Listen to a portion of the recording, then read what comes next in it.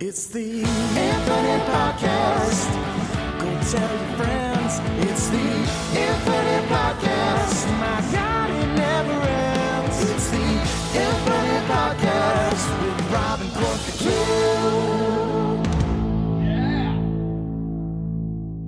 Hello, everybody, and welcome back to another episode of the Project Infinite Podcast, the podcast covering the infinite and ever-expanding multiverse of fandom. For movies, comics, TV shows, video games, we got you covered. I'm Rob. I'm here, as always, with Court. Court, we are previewing The Last of Us. It's here. We made it.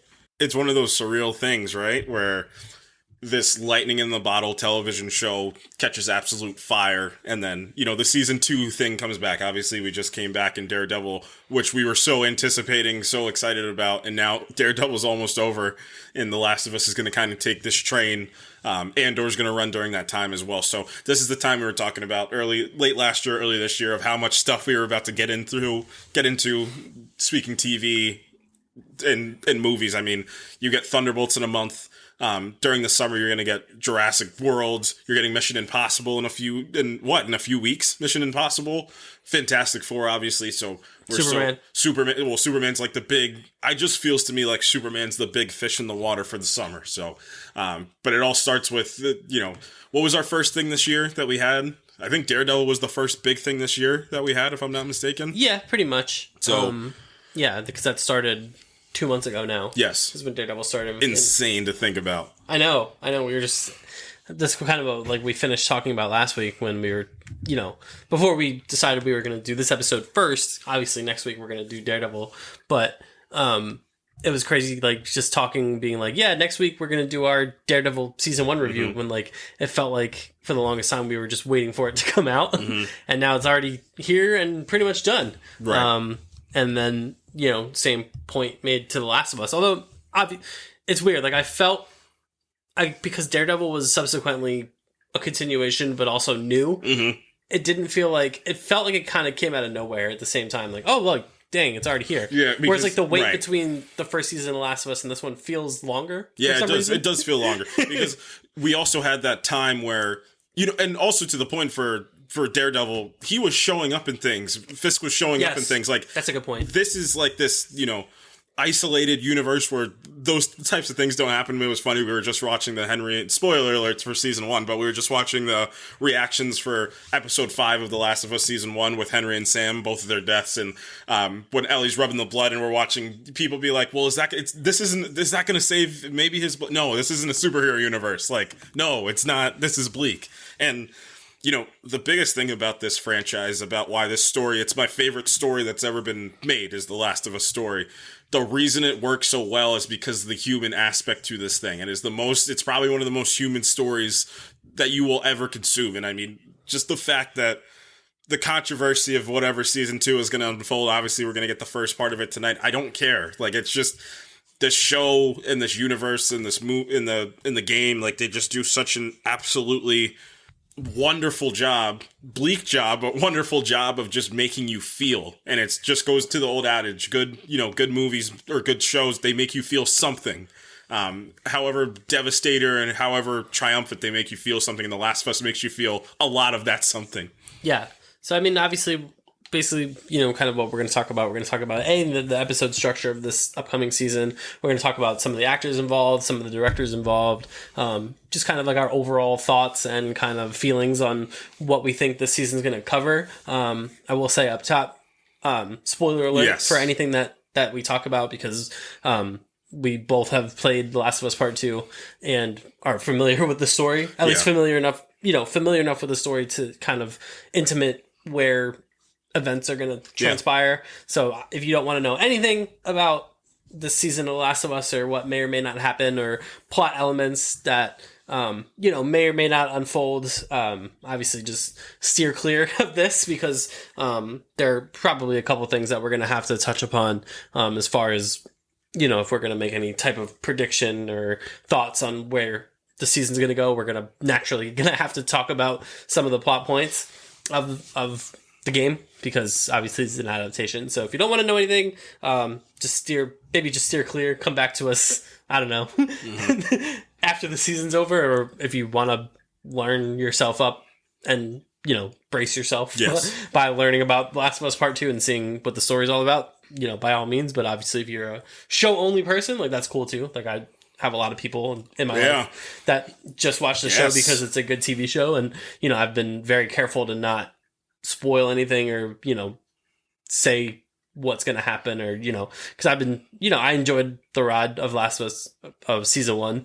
And they did a nice job, and I expect they're going to do so again of not subverting, I guess subverting expectations if you want to talk about the Bill and Frank stuff from last season, which was a massive curveball to people who play the game. For me, for the better, I think that episode is brilliant. For the absolute better. And I mean, we could just start our discussion just based off that and about adaptation and what you change and what you keep the same. For me, and somebody made a really good point about that, change and adaptation doesn't overtly need to be narrative wise. It can be thematic, and that's what episode 3 does. It takes the core theme of what The Last of Us is. It's the surviving of humanity. It's the endure and survive, but what's enduring and surviving? Then you get, you translate that to season 2. It's Jackson. It's the embodiment of the town of Jackson that really understands that. This kind of sect of humanity that still holds through. No matter how bad things get, community will still hold through. Love will still hold through. All those themes will still hold through. And that's what I think The Last of Us, that instinct to protect your child will still hold through. Like, that's humanity to its core. And it's something that Druckmann really understood when he made the game, and that Mason really knew how to quantify and really kind of take even farther once he took helm of this show as well, too. So just looking at episode 3, just, this otherworldly entity of just emotion, like this emotional wave and roller coaster that we went on. I mean, is there anything from the game part 2 that you really want to see kind of them take the same swing at? I think we already know that Eugene, the weed farmer from Jackson, is going to probably, I don't know if it's going to be his episode that's going to do it. I'm curious. I mean, I think we kind of talked about this a little bit as we've been talking about season 2 in, here and there as it's come across. I think the WLF crew could really stand from a lot of, massaging and a lot of development, particularly a couple characters. Obviously Abby, but we're going to get that. Like, I'm not worried about Abby's. I think they're going to, I'm preparing for a lot of early Abby. I'm expecting a lot of early Abby and a lot of Abby backstory early in this season to kind of make her less of a specter and less of a mystery and more of a main character. And I think to that point, this is going to be one of those oddities and one of those rarities, like, where it's going to benefit that you didn't play the game by the time Abby's character rolls around, but I'm going to let you keep going, though. But yeah, so obviously we're going to get Abby. I am going to subset that with, I think we need a lot of Owen. I think we need a lot of Owen kind of deep diving, because I think that's a character that's really interesting in comparison to a lot of the other WLF Seattle crew. Do we know who's playing Owen? Yeah, Spencer Lord is playing Owen. Why do I know Spencer Lord? Notable roles are as Nathan Price Jr. in the CBC drama series Heartland. He played a character in Family Law. He's appeared in television films and had a role in the series The Good Doctor. So I don't know if you know him from any of those things. The Good Doctor, I feel like I might have seen him in for a second. He had a recurring role in Heartland and a recurring role in Family Law. And he was in 2 episodes of Riverdale. Stephen Lord. Yes. How old is he? 52? No, that can't be him. No, he's 32. Yeah, it can't be him. Spencer Lord, sorry. Oh, that's why I was confused. Okay. And you said he was in Riverdale? 2 episodes of Riverdale, yeah. Yeah, he looks oddly familiar. He looks Riverdale-ish. Yes. We are going to, speaking of that, we are going to be seeing some familiar faces in this. Danny Ramirez. Yes.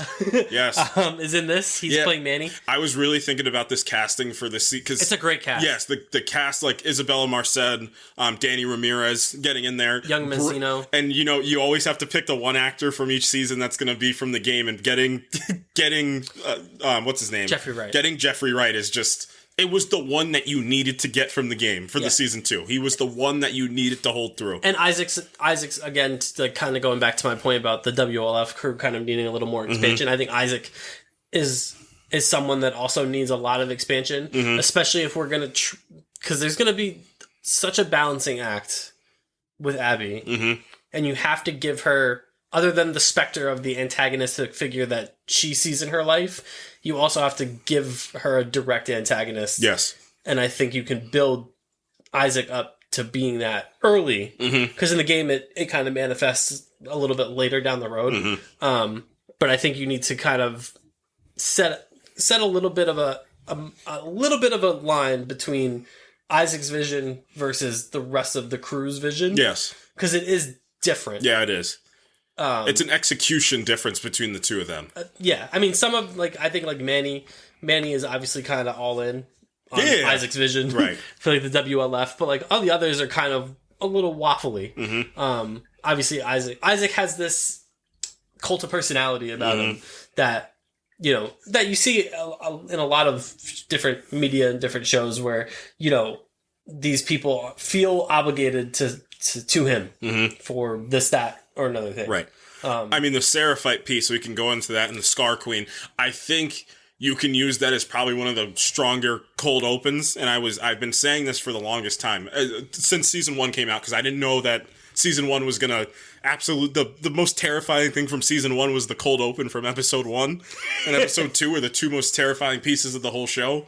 But you can structure it. I was really thinking about who do you get to play the Scar Queen? I forget the actress's name. She was in Mississippi Masala, and then she was in Fallout. I feel like she would be the perfect Scar Queen to play in this. Oh yeah. This cult-like figure that right after the ashes of whatever happened on Outbreak Day, she truthfully became this god to the people of Seattle. I really want to see that realized, and I want to see Isaac's militaristic way to be no, this is an absolute cult. These people are up, they're insane. This is an insane thing. They just rid themselves of all technology. They rid themselves of they turn themselves into a cult. I want to see their battle. I want to see that as an actual character. Because I think they're going to try to... Because I think they released that photo of, the, whatever the thing is, see her vision or whatever the thing is. So, I'm really looking forward to that. But Jeffrey Wright being back as Isaac, I think, was one of the most important things with this cast. And then, I forget what the actor's name is from Beef as well, too. That's playing... Young Manzino. Yeah, yep. Yeah, it's playing Jesse. Yep. Yeah, this cast is absolutely stacked, which is really, really great. Yeah, I mean, I guess, is there anything that, I kind of said my piece? I think to your point, I think the Seattle stuff, specifically, who, the characters in Seattle, not necessarily the Seattle stuff, because obviously we're going to get there, but I think the characters that originate out of that Seattle area need a little bit of development in order for this season to work, or not just this season, because, another thing that we need to talk about too is The Last of Us Part 2, the game. The adaptation's being split across 2 seasons. This season, which is 7 episodes, and then next season, season 3, will tell the story of The Last of Us Part 2, which is a whole nother discussion, I think, that we have to talk about. But yeah, I think the Seattle stuff just in general just needs a lot more expansion in order for us. Again, I think the objective with the Abby character needs to be to present her as a co-protagonist and not an antagonist, which is how she's positioned in the beginning of the game. Come to find out, she's actually also a protagonist, but by that point, it's a really difficult maneuver to pull off. I always talk about it. Perspective is everything. You switch the perspective from Abby. I just feel again, I've been saying it for a few weeks on here. You position, you want to talk characters to add, and do we know who's playing her dad yet? No.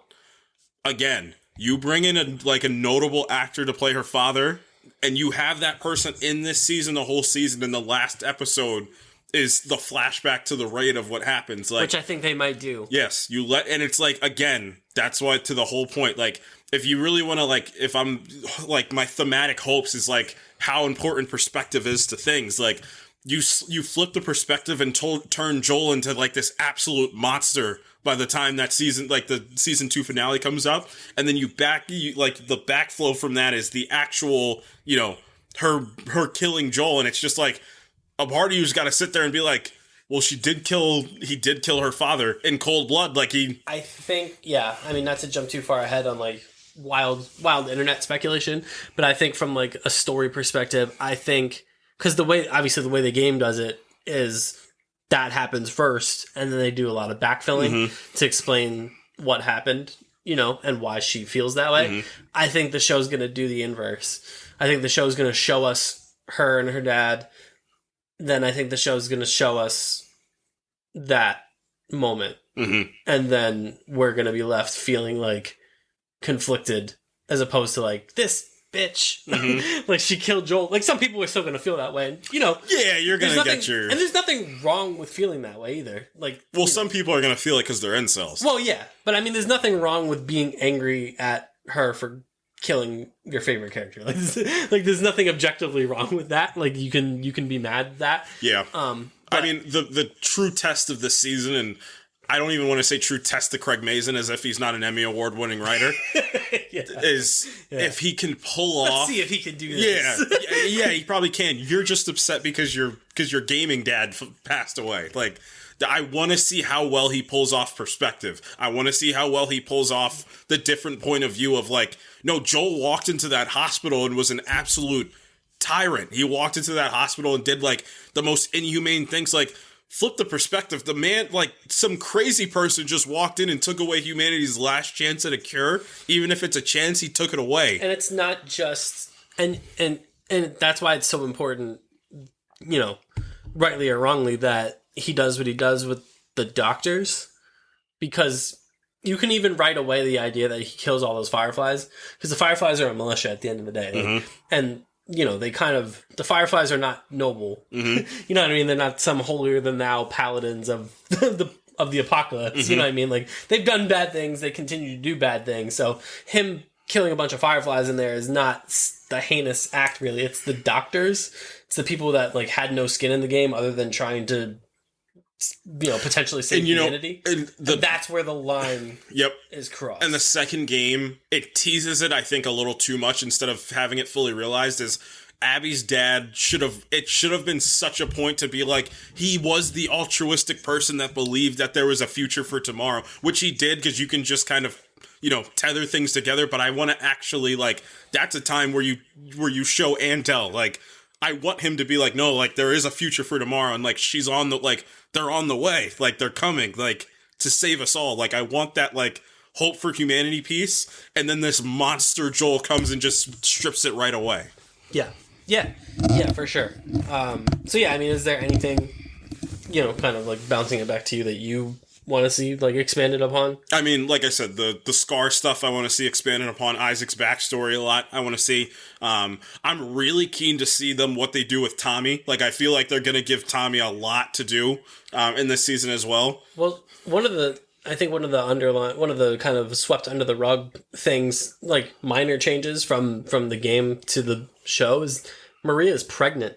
Maria's pregnant, at the end of in season 1, when they go to Jackson. And I think Joel in one of the trailers is holding their child as well too. So that's a pretty significant difference. Yep, that's a big change for Tommy's character. I mean, one of the bigger things for Tommy's character is that he's ex-military as well too. Like, not even just Desert Storm ex-military. So, I think it's such this little small thing of, I think they're going to hold this till season 3, but when Tommy goes on his personal revenge John Wick story to go get justice for Joel, like, obviously spoilers, but he kills Manny. I can't wait to see that. Like, it's going to give somebody really credible. Just some other thoughts I had. I was always in on Caitlin Dever playing Abby, and then I heard her voice in that trailer, and I was like, "Oh my god, I'm really excited that sounds to see her. exactly like her! Like, it's absurd." So, I wish I can put like a shield around Caitlin Dever for the hate she's about to receive. Like, you saw what they're doing to Bella Ramsey now and what they did to her before. Like, I can only imagine what's gonna happen when she kills Pedro Pascal. Like, I can only earthly imagine how she's going to be hated for this fictional thing, you weirdos. Yeah. So, I mean, last thoughts. I mean, again, just this team it's absurd. I mean, budgeting wise and scale wise, it seems like we're going to have some big, like, what's the episode of Game of Thrones where, it's like one of the most famous episodes of Game of Thrones. I think it's in season about Hardhome? When they fight the White Walkers? No. In season 7, when they... Oh, yeah. I feel like in season 2, there's going to be, because this didn't happen in the game, there's going to be an assault on Jackson. Like, that's what I'm really keen to see. That's going to be a massive difference from the game. That doesn't happen in Jackson. Yeah, they've kind of hyped up, the idea that, like, oh, you didn't think there were enough infected in season 1, eh? Watch this. Yeah. So it feels like we're going to get a lot more of that in season 2. Mm-hmm. But I did kind of like the scaled back nature of the infected in season 1, especially, like, I love that second episode with the clicker, because like as a gamer you're like, clicker, who cares, like you fight 10,000 of them in the game, but like I love how they made like the clicker in episode 2 of season 1 like a boss battle.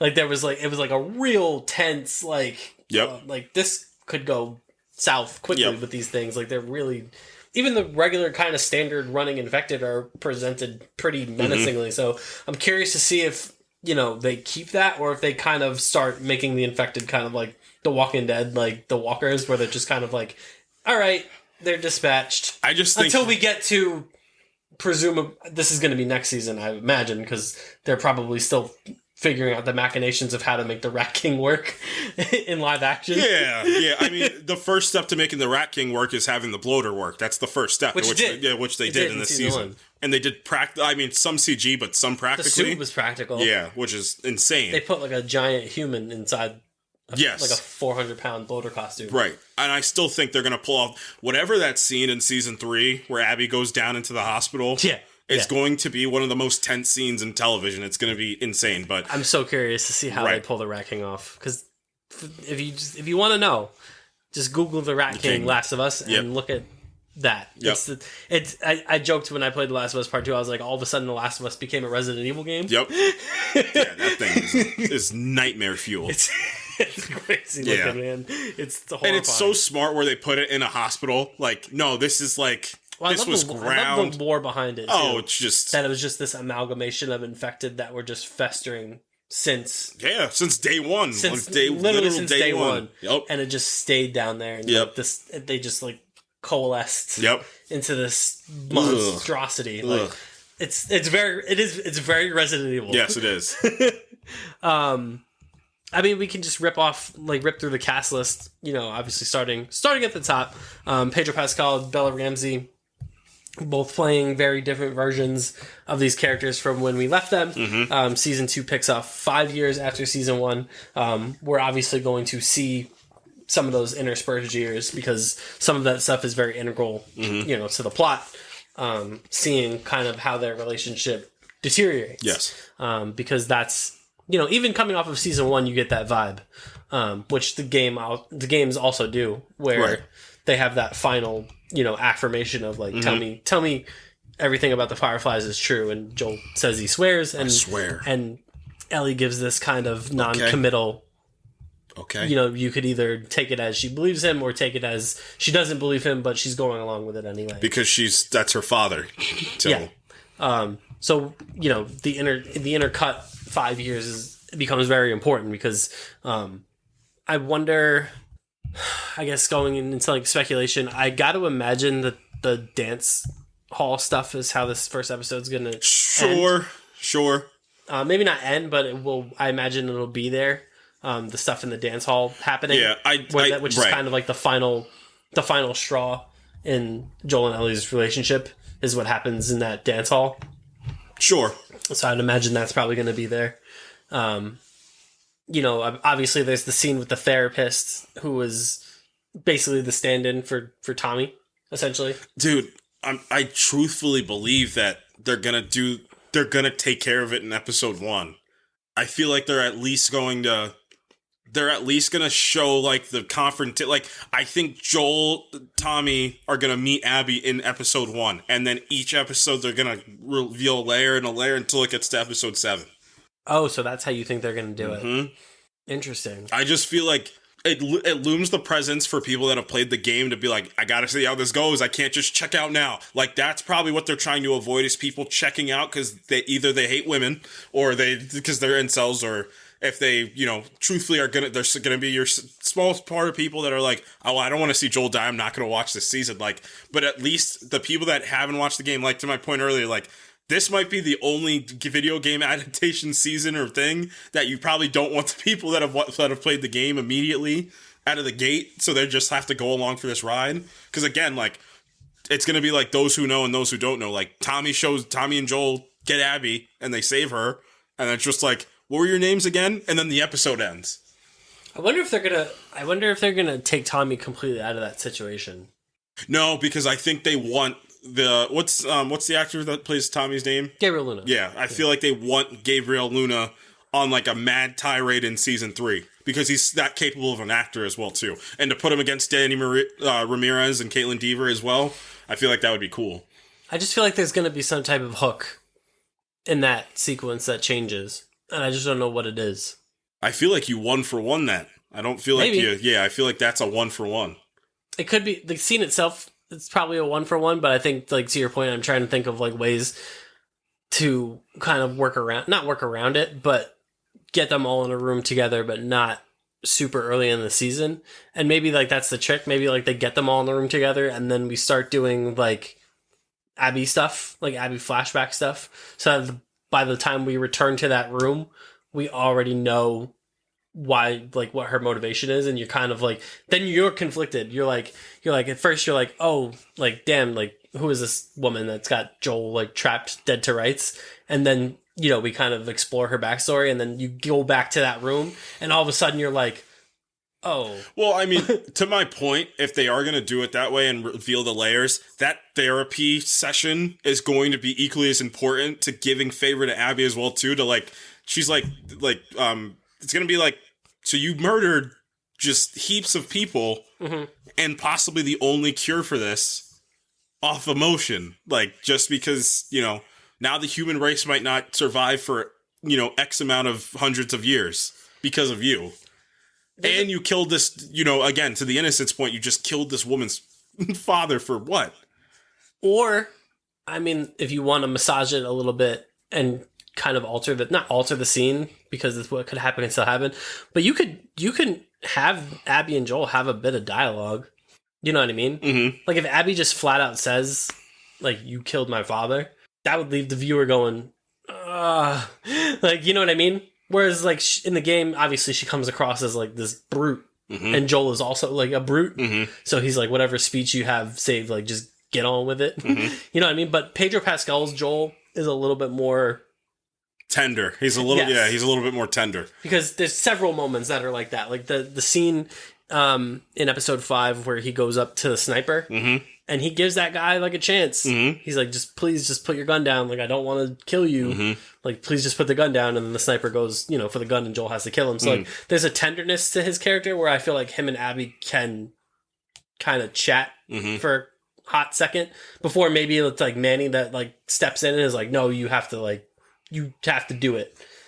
You know what I mean? I could see a situation where that tenderness to Joel's it's going to be played up in the season. It's because of Ellie. So essentially Ellie's the one that's killing him because Ellie took away that, you know, and or she gave it. I don't want to say take away. I don't think it's an accident either that Caitlin Dever and Bella Ramsey look very similar to each other. And they both have a kind of youth about them. So that when he's going to hesitate. He's going to, because normal Joel before that would have murdered her without even a second to think. Even when Joel, you know, is at the situation where he's dead to rights, like, I could see a world where he kind of resigns to it. Whereas, like, he resigns to it in the game, but it's more defiant. Like, it's more of like, whereas it's like, this version, it, you know what it could play as? Relief. He finally gets to, like, he's like, no, I don't want to even take, I'm going to take it further than relief. It's penance. Yes. Yep. Like, exactly. There's not.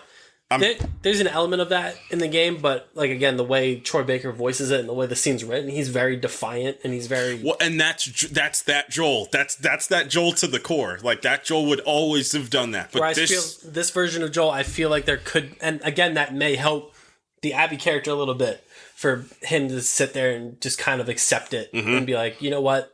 I kind of had this coming. Yeah. Like, you know what I mean? Like, it was bound to catch up to me. Where like, and it's like, you know, he's going to have to look in the mirror too. Like, I killed for her. She's killing for her father. I get it. I can't do anything. Like, this is it. And that's the closure in Joel's story that the game didn't necessarily outwardly provide, which I think the show will need to provide in order to make Abby more tolerable. And I think again, the way they built up Pedro's version of Joel, I think lends itself to that, where he just kind of, and you know what? Like the good thing is, you know, eventually when she does what she does, and if this version of Joel resigns to it, it doesn't change anything else because Ellie and Tommy are still going to react the way that they're going to react. Regardless of how Joel takes it. Like, if Joel is just like, nah, man, like, it's cool. Like, do what you got to do. But, like, that doesn't mean Tommy and Ellie have to be cool with it. No. So you still... And then, you know what that's going to play up? The whole theme for the third season? Yeah. The cycle of violence theme. That's what the second half of that game really does well. In a way, like, I think it might be even a little bit smarter if you have Joel kind of resign to it and accept it, because then it paints Tommy and Ellie as, like, man, like, I get why you want revenge, but, like, Joel seemed okay with it. Mm-hmm. Like, you guys should kind of let this go, but they're not going to. And I think that's kind of the point. Mm-hmm. And for Abby at the same point, it's going to make her kind of feel a little unfulfilled. Yes. That, like, Joel didn't go down, like, begging for his life. Like, he went down kind of knowing he screwed up, you know? And again, I think that's actually so smart to do those therapy sessions, because it's gonna start to get revealed that, like, maybe I am the monster. Like, maybe I am the person that, like, you know. Yeah, the more I'm thinking about it, the more I'm kind of hoping that's kind of the route they go. Like, I do kind of hope that he kind of resigns to it and kind of gives her, like, A, you got me, and B, like, I kind of deserve it. Like, you know what I mean? Like, if you're going to do it, like, do it, but, like, just know, like, it's okay. Yeah. Like, I get it. Yeah. And then, like I said, that doesn't change anything for Ellie or Tommy. Like, they still had to watch him die, and they still have every right to be angry and want retribution. Yeah. But for Joel, it gives him a nice little... It gives him one bit of closure. Yeah. And then I think the second bit of closure, which the game holds until the very, very end of the game, is that he got his closure with Ellie, too. And I think you can still hold on to that. Like, I don't think you don't need to move that up any further in the story, because that's such a crucial part of The Last of Us Part 2, is trying to figure out, like, did Joel and Ellie ever end on bad terms? Like, is there, like, an unfulfillment there? And, you know, you get... So I think you can still hold on to that stuff till the end of the game, but I think you expedite the Abby stuff early, like with her and her dad, and then you kind of tweak the ending a little bit. Right. Well, Joel's ending, you tweak a little bit to make him a little more resigned to what's about to happen. Right. You know, one character I'm really thinking about is Dina. I think Dina is one of the more interesting characters. We should talk about Dina a lot, because she's obviously super critical. She's not only physically critical, she's emotionally critical, she's thematically critical. She's one of the more interesting characters in this whole universe, is Dina, because it's this catalyst that kind of, it's the reverse. Like, she's, if Joel dying is the fuse, Dina's like the technician to stop the bomb. Like, she's the one that's always kind of just like, I love how, like, happy-go-lucky Dina is as well, too. And again, she's such a good person to have counter Ellie and Ellie's descent. And Ellie's descent in the second game is just, it's so masterfully done, in my opinion. It's something you know, again, if you want to talk about the structure of the second game being off, I mean, those are one of the things you want to focus on, like, because they do such a good job of making sure that Ellie is a credible, playable character that people want to play with, and then they take it away from you. Yeah. Like, that's the thing that, like, I will say is a little tough, but Dina's character is so dynamic in that sense of, like, she's such this grounding force for Ellie. So it's like, if something happens to Dina, it's an extension of something happening to Ellie. It's like, that's such a great character. And I think Isabella Marcet is an inspired choice as well, too. Like, she feels such, like, this, like, nice, calming presence along. Like, you know, we saw that scene where Ellie's singing as well, too. And I just know there's going to be some heartbreaking... I mean, you want to talk about, you know, and obviously we're talking character, but just to go along with that, set design in this just looks absurdly great for this season. Yeah, I mean, we saw a kind of a sneak peek of it with episode 6 of last season, where we weren't expecting to go to Jackson at all, and then they just gave it to us, right? And I was like, I was floored. Like, it was flawless. Like, they pulled it right out of the game. Yeah. That was one of the most mind-bending parts of season 1 to me, was going properly into Jackson, because I was like, wait a second. Like, and that's how I knew they were, you know, obviously very, very strongly hinted that we were going to get a season 2 and they were going to adapt The Last of Us Part 2 Yep. because they gave us the whole Jackson set, and then segueing that to the Seattle stuff, which we are going to see. So that's why I'm saying, like, you obviously can't. The game is told non-linearly. I expect the show to also be told non-linearly, but also be told non-linearly differently. Yeah. Because you can't just do 7 episodes of Ellie on her revenge tour. No. And then save all the Abby stuff till next season. No. You have to do both this season. You have to. And then where you end the season, I don't think this is where, like, show people and game people are going to, like, kind of not argue, but there's going to be, like, I think game people feel the natural stopping point for the episode 7 of the season is the movie theater. Mm-hmm. And then flipping, because they're thinking, like, game brain. No. But that's you can't. No. That's not where, that's not No, what's gonna that's happen. not too much. That's not climactic enough to have for season storytelling that, like, and this is thinking bigger picture to, like, thinking of, like, a studio head. A studio head doesn't want to end this thing at a movie theater and then it be over. No, a studio head's going to say, end this with Joel's death. Like, end this with Joel's death, or you end it with, you can end it with Joel's death. You can end it with whatever this Jackson, assault on Jackson's going to be. You know what I would love? And they're not going to do this, but I would kind of like what you were saying about, like, kind of getting them all in that cabin and holding it. Mm-hmm. And then, like, say you did tell a bunch of Abby backstory, like, and you get, like, episode 7, we're back in the cabin. Mm-hmm. We know what all these characters are about, and you don't know what Abby's going to do. Mm-hmm. Maybe Abby just lets him go. Like, you know what I mean? Like, you play with it. Play with it a little bit. And then that way, like, she does what she does, and you're like, we did all this, like, we thought, maybe you think, like, maybe they come to a common understanding. Like, we spent so much time in this cabin, like, in this room, like, with each other, and, like, maybe she's just gonna let him go. Like, she's a protagonist. Like, we've built her up now that, like, she's a protagonist type character. We kind of like her. At least that's kind of the hope. You know what I mean? Like, we kind of like her. Like, maybe she just lets Joe go. And then, no, she doesn't. And you're like... You know what I mean? But, I mean, they're not going to do that. Because, obviously, us knowing what we know, like, we know that Seattle is in this season. Yes. We know Ellie and Dina are going to be in Seattle. That's why I think this whole thing's going to be, like, not broken, but, like, non-linearly told. Like, again, like you said, to your point, like, you get them in the cabin for episode 7. Just get them all in the cabin. And you have all the themes that we're playing throughout the season go right to a head. So that way, like I said, you physically see Abby, Joel, Tommy, and then all their friends all around. And, they just had this big thing. It will help with the Jackson stuff. It'll help make me feel for the Jackson stuff, too.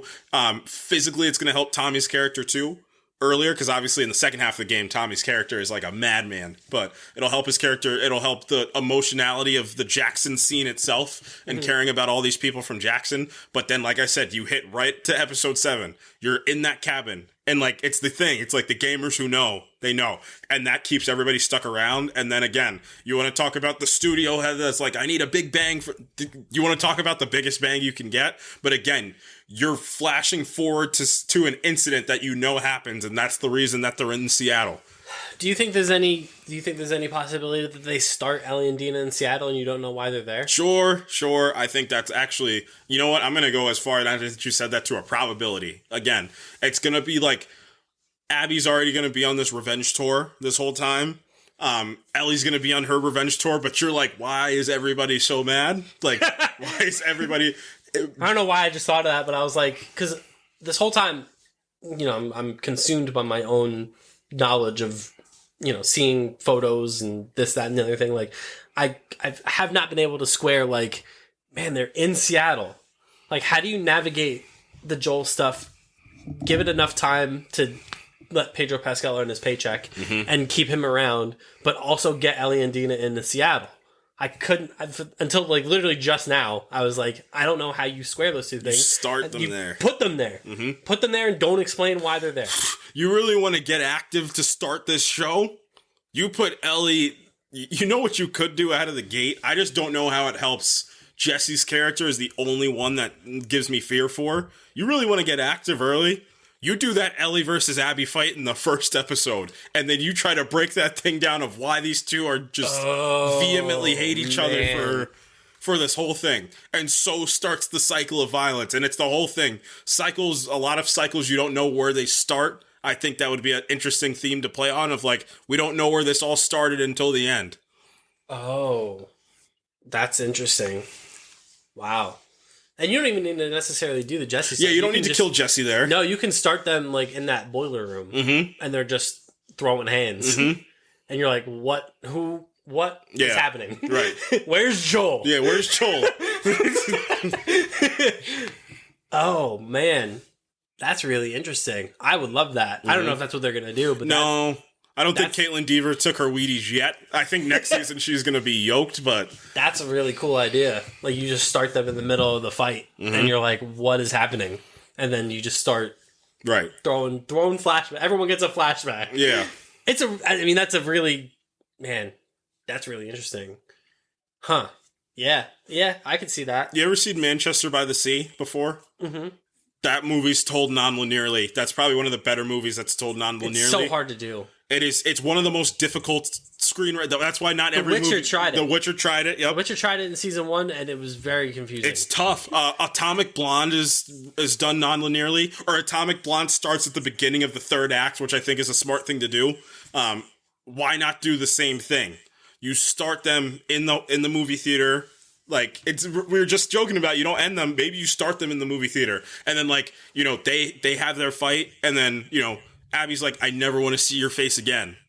And then it just jumps back to the beginning, back to Jackson. 8 months earlier. 8 months earlier. Or whatever. Yeah, however long. I never want to see your face again.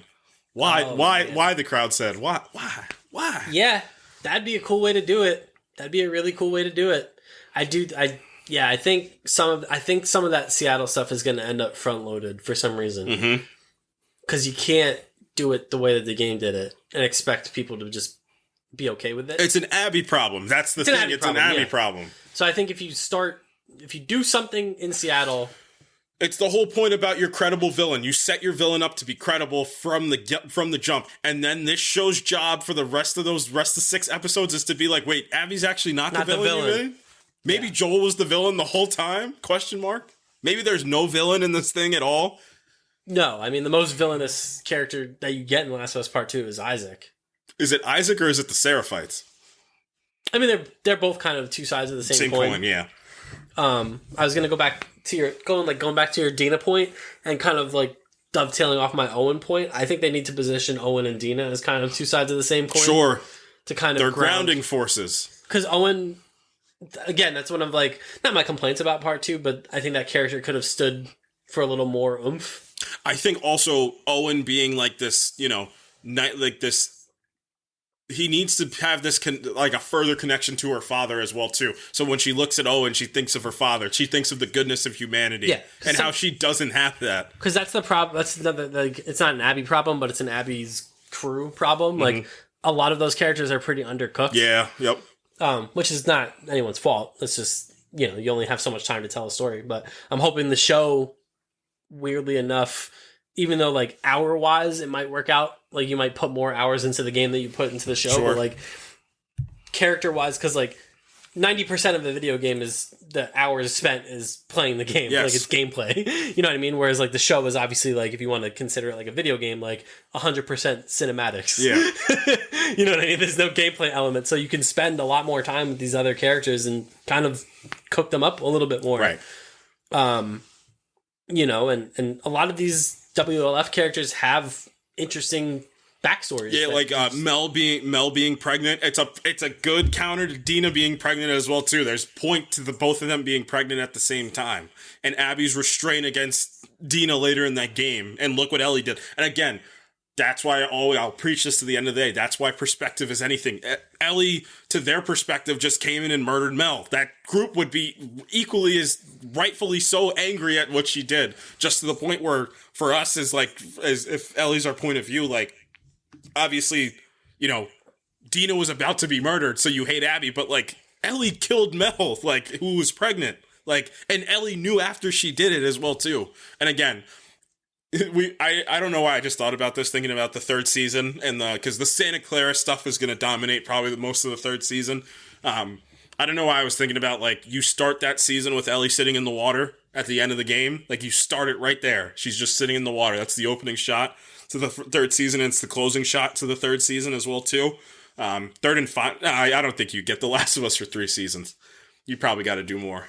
Yeah, I mean I guess that's also they haven't said that the third season is going to be the final season. They just said it's getting a third season. And we know that it's going to be another 7-episode continuation of The Last of Us Part 2. So we don't know. And I think that's cool. Like, I'm glad that we don't know also. You think Logic's going to be in the third game or the third season? Hopefully.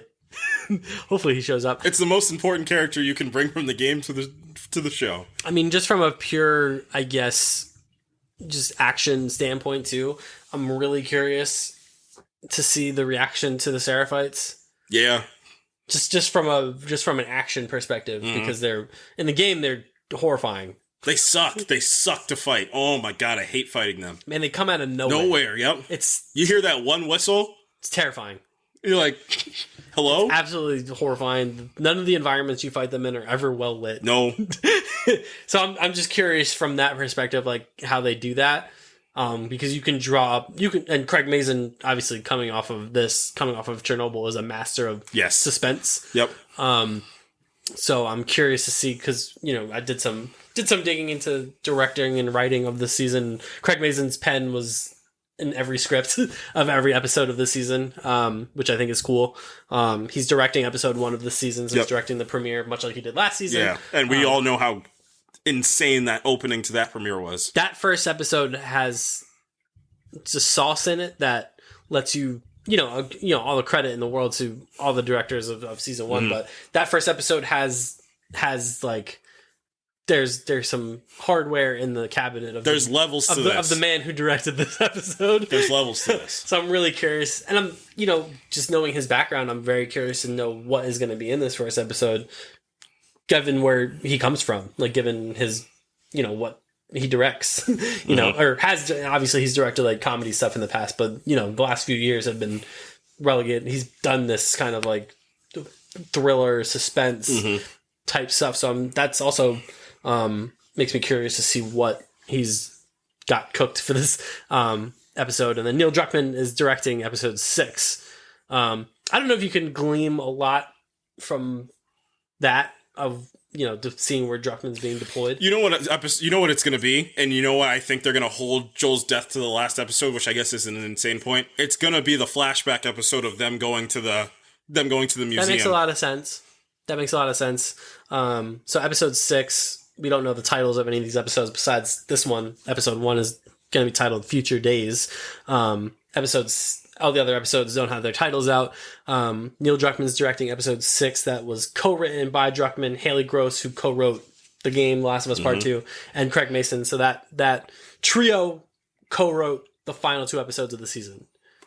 You know what you could do, if episode 6, because it just makes sense that if Druckmann's going to write it, it's either going to be, because last season he did Left Behind, it could be the Isaac episode, like an Isaac-centric, Abby Isaac-centric episode, because that's a big portion of this that we didn't talk about. Like, he seems very villainous in this. Seems like he captured one of the Seraphites and just torturing them.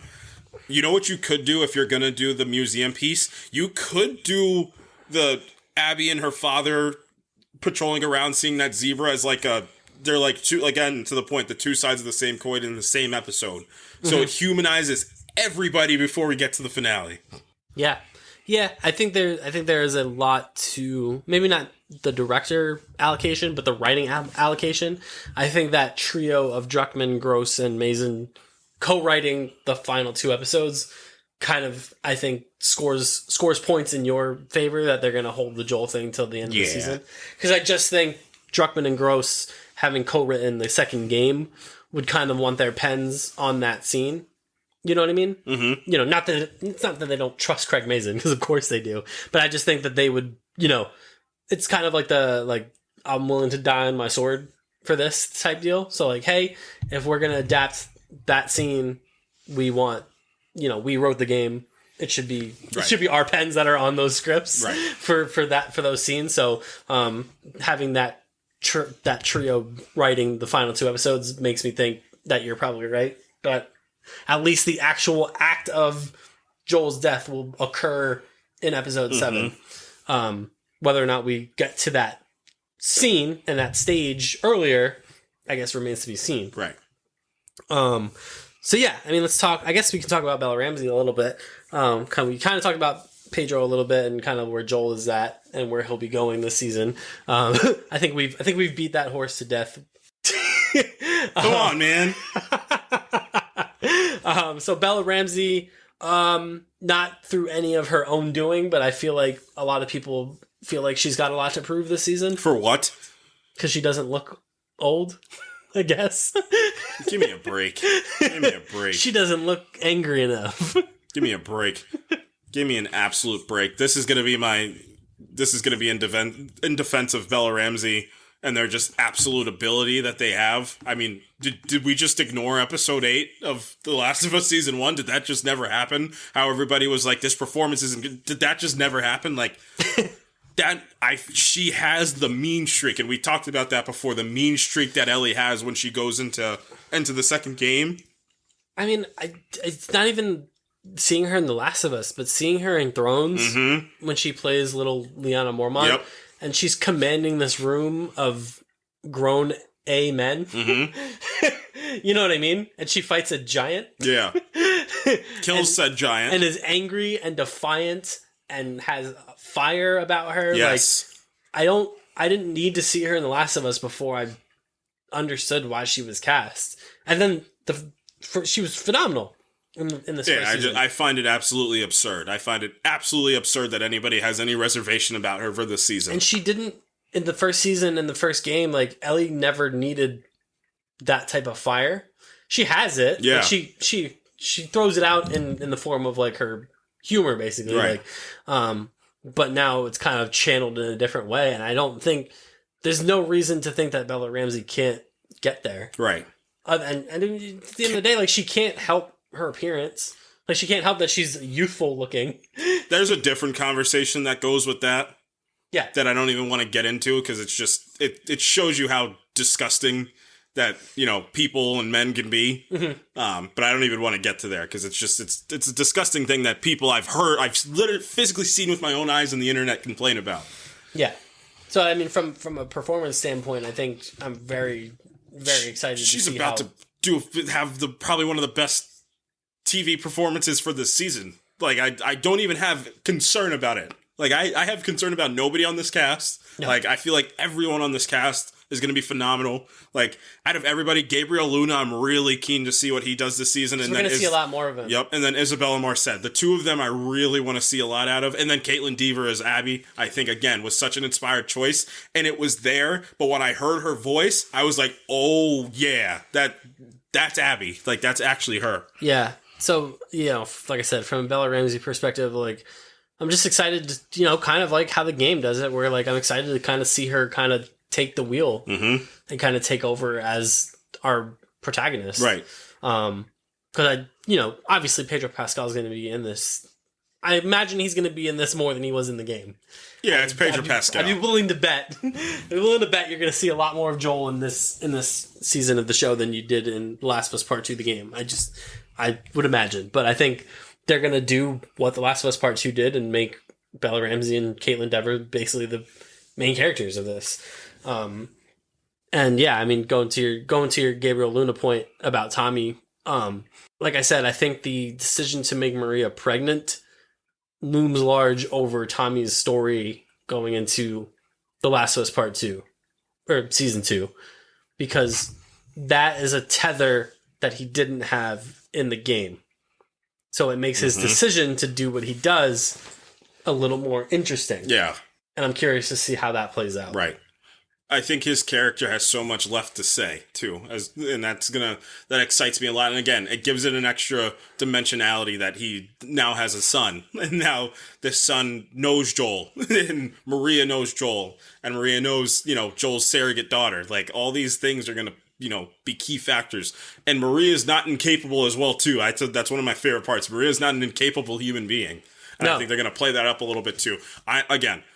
Now that I'm thinking about it, looking at the trailer, looking back, that assault on Jackson, whatever that's going to be, whatever episode that's going to be, I think that's going to be one of the most memorable episodes of this whole show so far. Whatever that whole thing's going to be, that's probably going to be the huge... What episode of House of the Dragon last season was the one where Aegon got burned to death? Or near death? I think it was episode 4. Yes, episode 4. I feel like that's going to be very similar, where, this is, you guys have been waiting. This is the big action set piece full episode of, Jackson's under attack. Yeah, that'd be cool, because we didn't really get it in season 1.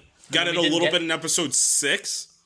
Episode 5. Yeah, with Henry. Yeah. You get a little tiny, a little mini skirmish. Right. Of, a horde of infected that kind of just overrun that little I think they town. were cognizant of some things. I think they were cognizant of, and again, I still adore season 1 of this show. Yes. And, I love the approach they took to the infected, but again, scale grows if your show grows. It's just the natural progression, and this is going to be... It's understanding of that. So, action-wise, it looks incredible. Just the set pieces and the sets that they built. Season 1 was also already masterful. Season 2, it even... I don't know how you look better than Season 1 did. Season 1 visually looks incredible. Season 2 looks even better, which is insane. So... I can't wait to see it. The second game, to your point, you always talk about this, how technically sound that second game is. It's one of the smoothest gaming experiences you could ever have in I don't want to call it a shooter, but it's an action game. An action game. It's one of the single best gameplays you can have. It's mechanically nearly flawless. Yeah, you've seen people running on the internet, they do their speed runs, and it's the way they were able to creatively do their You can play that game any way that you want to. Yep. It's crazy the way that and that's a testament. I mean, not to get too kind of bogged down in talking about the game, but it's a testament to how mechanically sound the game is, how ridiculously intuitive the level design is, that you can pretty much play the game however you want.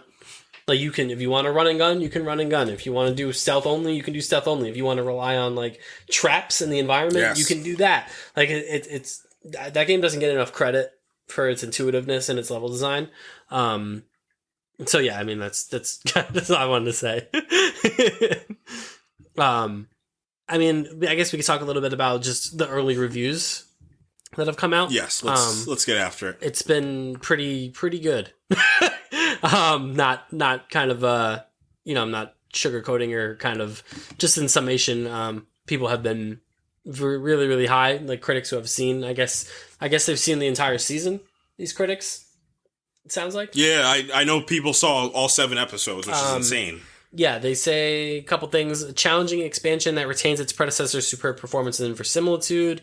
Sets a new standard. Post-apocalyptic television at its peak.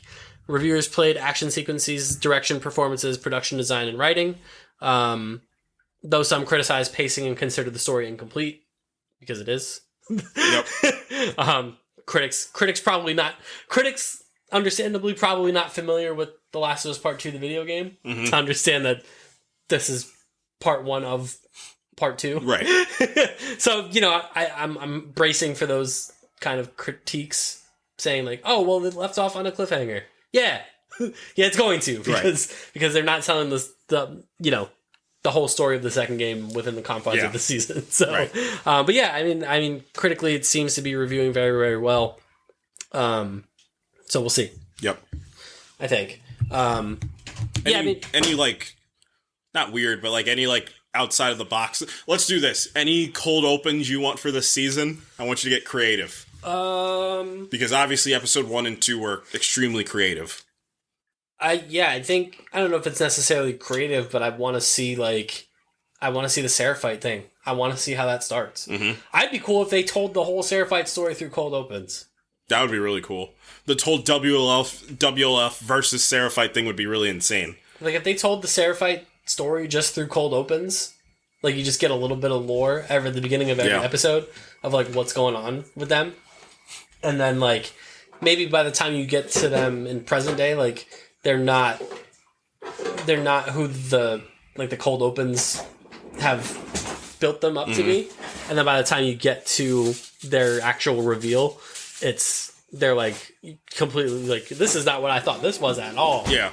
Like, What I want to see is I want to see the horror of not day one. I want to see the horror of day two. So how you use that is I want you to follow. You got Jeffrey Wright. You use Jeffrey Wright. You use the horror of what happened on day two of the outbreak. And you have Jeffrey Wright be this military leader, and you have him be the one that he's working for Fedra out of they didn't know it was Fedra yet, but he's working for the military in one of these cold opens, and obviously that develops into, you know, him taking WLF. But I just want to see Jeffrey Wright as Isaac in this cold open, and it's just like the terror of day two, like the absolute terror of what's happening. Just like, you know, I want to find a calm one too, because obviously the opening to episode 1's a very calm one of like, everyone's fine unless the Earth gets a little warmer, and everybody was watching like, huh? And then everything's not fine. Yeah. Yeah. I'm really curious to see if they keep that mechanic of the cold opens, because they just stopped doing them like midway through the first season. Yeah. So it just felt like they were doing it as like a, I don't know, like a stage setter, which I think the season could benefit from. Mm-hmm. You know. It adds to the realism of the whole thing, and that's what I'm thinking of. Like, obviously, we saw it from a scientific perspective. I want to see it in season 2 from a military perspective. That's interesting.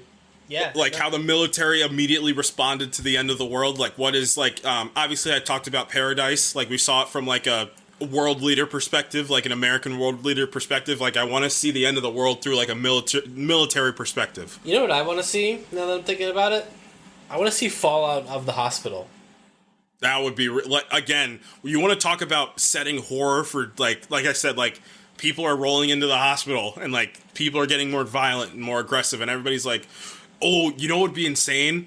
Maybe you put Abby's dad in a hospital in this cold open and have him just, you know, doing all the things, and just everything's just going up in smoke, and he finds a way out after everything. Yeah. Because obviously Abby wasn't born by then.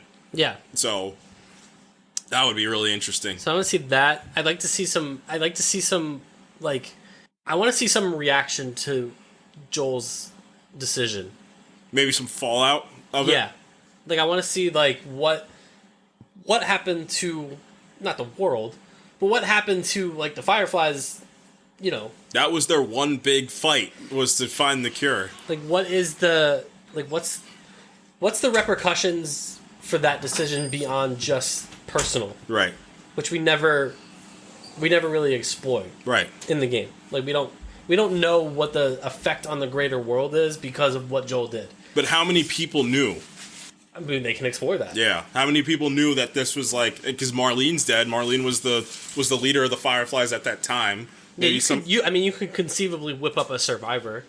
Yeah. Well, it's the nurses. He doesn't kill the nurses. Yeah, and then like just seeing just the devastation that he ushered on that hospital. Like, you get it a little bit in the game, like Abby walks that corridor. But it's like, more personal. It's like, yeah. But like, you don't see 50 bodies strewn throughout this hospital being like, oh, Jesus. And then you don't see, like, you don't get the kind of repercussion on the world as a result of that decision. Right. Like, maybe you have someone throw in there, like, you know, have someone in the hospital just go in there and just be like, man, this was our only shot. Mm-hmm. Now we're back to square one, or something like that. And there's not even back to square one. There is no square. There's no other human being on this planet that we know that happened to. Yeah, so maybe you double down on that. Like, maybe you just, and then you're just left sitting there like, oh, shit. You know what I mean? Like, you're like, oh, God. I mean, the argument always goes with this game of, like, was Joel right for what he did? And, like, the other half of the argument is just, like, how would they have mass-produced this cure? Like, how would the logistics of it, how could it have worked? But, I mean, you know, my argument against that is always, like, you'll never know now. Yeah. You know what I mean? He took that away. Yep. You know, with this, and, you know, it's not even a matter, it's micro and macro levels of right and wrong. Because, like, anyone in Joel's position would have done what he did. You saw Druckmann, they tested it for, when he was talking about Season 1. They said they had gamers play the game, and then they were, like, it was, like, a split of people that said, like, Joel's right, Joel's wrong, and then they had parents play the game, and every single parent said Joel was right for what he did. Like, there you go. Like, there it is for you. Yeah. But I would like to see some fallout of that, because I think that again would put the viewer in a position being like, oh, you know what I mean? Like, man, like he made that decision. You know, I understood it, but at the same time, like now I'm sitting with the fact that he potentially ended all opportunity for this to just be over. Yeah, he might have ended the human race, just point blank. Yeah, exactly. So I mean, that's another interesting thing that I would like to see. Like maybe they tell that in this first episode. Maybe this first episode deals with that. Mm-hmm. Like shows the aftermath of Joel's rampage and just being like, oh, shit. Right. You know what I mean? And maybe we keep going back to that moment. Like maybe we do like a micro macro level of like this was his effect on the world, but this was also his effect on Abby. Right. You know what I mean? Like I think that would be a really interesting. The Abby stuff to me is the most interesting. Yes. Stuff in this entire season. It's the biggest bang or bust that you can ask for in, it's what the whole season storytelling. The whole season rides on. Yeah. Is if this can work. Right. Which, you know, based on a lot of reviews, because I do think some of those reviews were probably, you know, I'm sad Joel died, you know? So the people that are giving it good reviews, I feel like they did a good job at whatever they. It feels that way because I feel like if it didn't, people would think that this isn't working. Like they would think the show just didn't work. Right. And the fact that people are so high on it seemingly is, I think it worked. Right. Like, I think whatever alterations they made to how they tell Abby's story, it feels like it's gonna work. And that was always my question because. Right.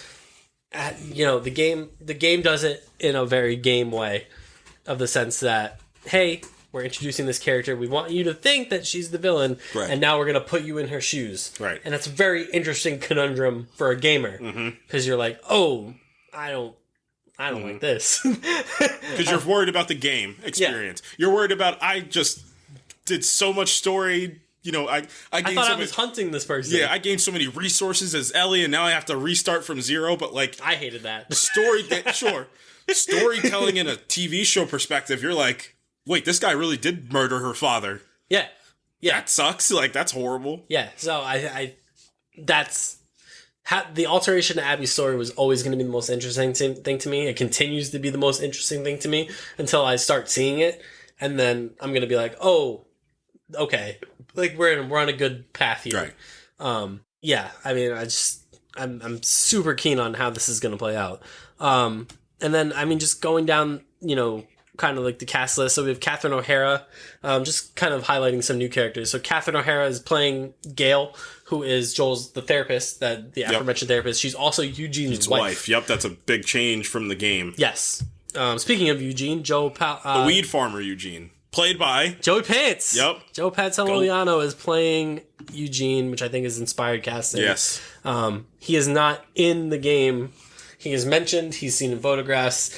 He is notoriously lauded by Ellie as being like the first person in human history to die of natural causes in this apocalypse. Yep. Maybe not the first person, but you get the idea of like. I like it. He got to go out, you know, on his own terms. Right. We have a couple of original characters. We have Alana Eubank playing a character named Hanrahan, which I don't know. Is that giving Seraphite vibes to you? It could. She is known as... She played Serena Maguire in Legally Blonde. Yeah. So she's been in stuff. Interesting. The name Hanrahan could be... It could go either way. Mm-hmm. She could be like a WLF person, Lieutenant Hanrahan, or she could just be a Seraphite. Right.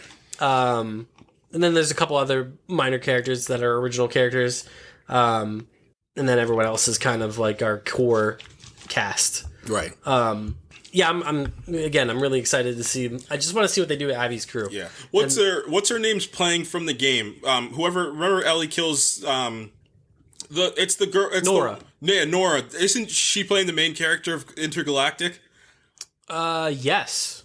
That actress is playing her in the show, right? It's not. She didn't play her in the game. Oh, that's right. I forget the actress that played her in the game. But she is going to be the main character of Intergalactic. Right. She was also in... What do I know her She was from? in Uncharted. She was in Uncharted. Yes, she was in Uncharted. She was also in... She's also been in You. She's like one of the main characters of You. I know her from The 100. That's what I know her from, too. And then, yeah, she's playing Nora in The Last of Us. She is playing Jade in Mortal Kombat 2. Nice. Cool. Yeah, so she's in this. Who is the actress playing Mel?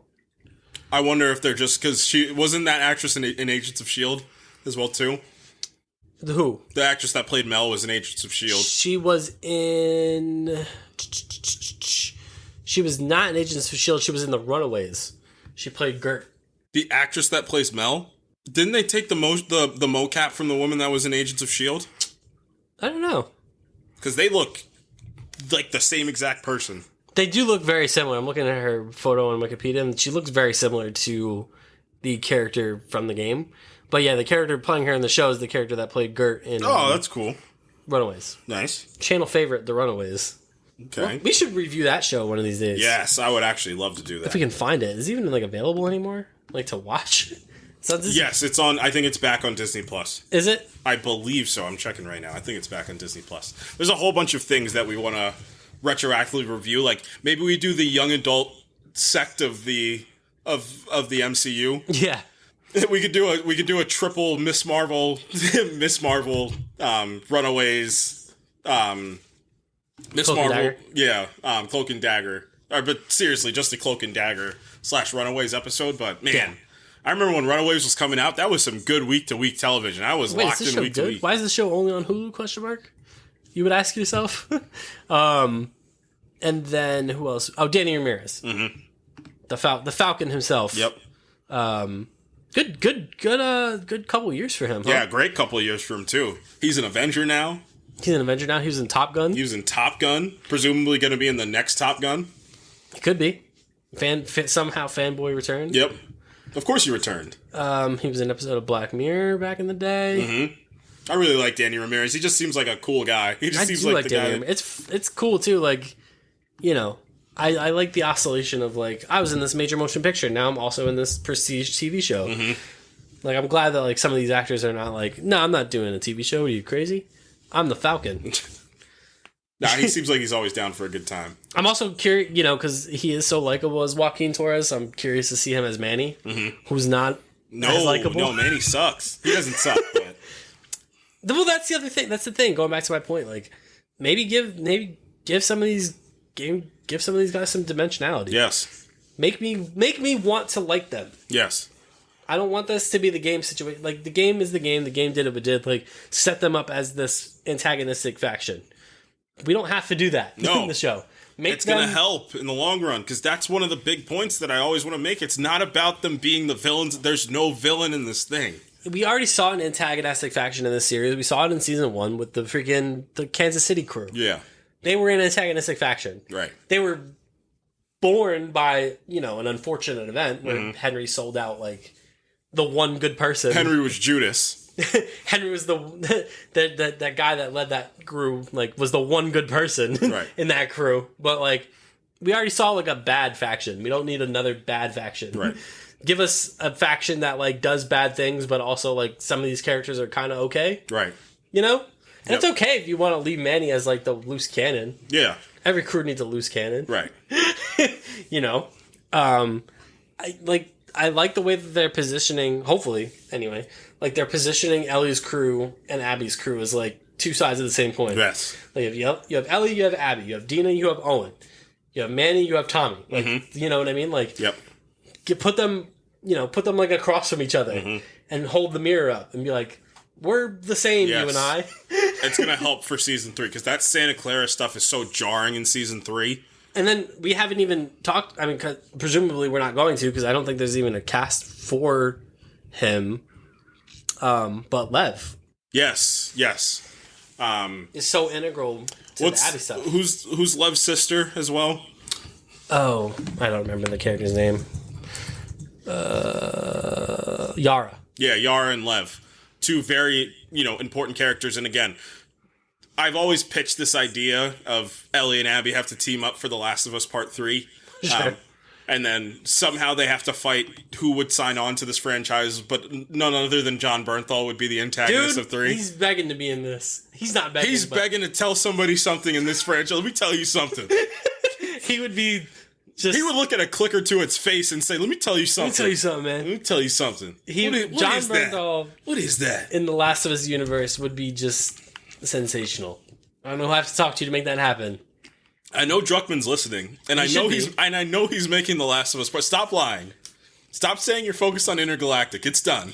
He's Bernthal in this universe. Oh God! Let me tell you something. Let me tell you something. He'd be great. Imagine debating ethics in a post-apocalyptic world with John Bernthal. He'd be tremendous. Funny enough, Deborah Ann Wall would also be phenomenal in this universe. Yeah, that's true. But yeah, it's one of the things that like I didn't think about, as much. But I'm like, oh yeah, they didn't cast Lev in this season. I think on purpose.